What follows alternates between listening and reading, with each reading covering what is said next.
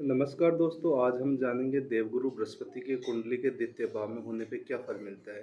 दोस्तों, कुंडली का जो दूसरा भाव होता है वो भाव प्रदर्शित करता है जातक की वाणी को, पड़ोसियों से कैसे हमारे संबंध रहेंगे और सबसे इम्पोर्टेंट धन भाव को, कि कितने हमारे पास सेविंग रहेंगी, कितना पैसा हमारे पास रहेगा।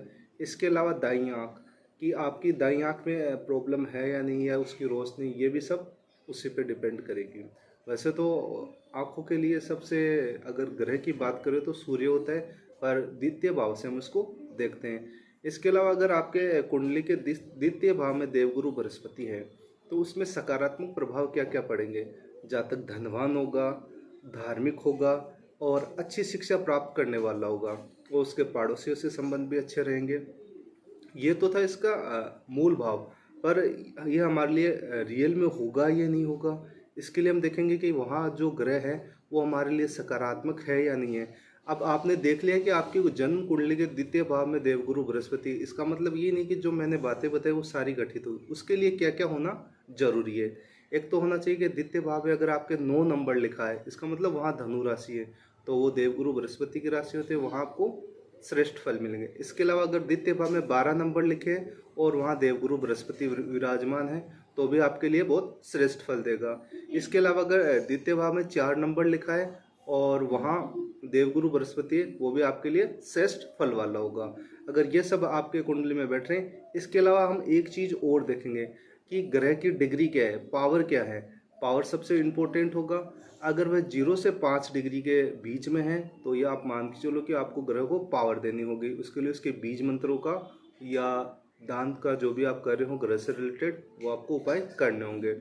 इसके अलावा अगर उसकी डिग्री 6 से लेकर 15 है तो वो किशोर अवस्था में है, वहाँ पे आपको ठीक ठाक फल दे देगा।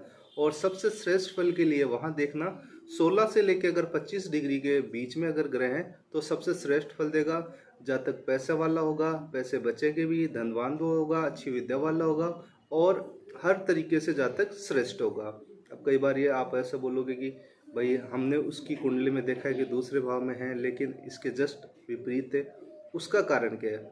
उसका कारण है कि वहाँ पे द्वितीय भाव में नंबर 10 लिखा होगा, जो मकर राशि को प्रेजेंट करता है। मकर राशि में विशेष फल नहीं देता। या 3 नंबर लिखा होगा जो मिथुन राशि को प्रस्तुत करता है।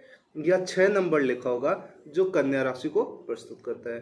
तो वहाँ पे देवगुरु बृहस्पति विशेष फल नहीं देते। अब ये तो नहीं हम कह सकते कि पूर्ण तरह नकारात्मक प्रभाव देंगे। हाँ, अगर उसके अंदर किसी ग्रह की दृष्टि है, जैसे हम मान के चले कि राहु की दृष्टि है या शनि की दृष्टि है, तब हम ये मान के दे सकते हैं कि जब तक इसका जस्ट अपोजिट होगा, मतलब उसकी वाणी में सही नहीं होगी, पैसे की बचत नहीं हो पाएगी, और धार्मिक प्रवृत्ति के मान के चले तो ढोंग ज़्यादा करेगा, आडंबर ज़्यादा करेगा, ये सब हो सकता है।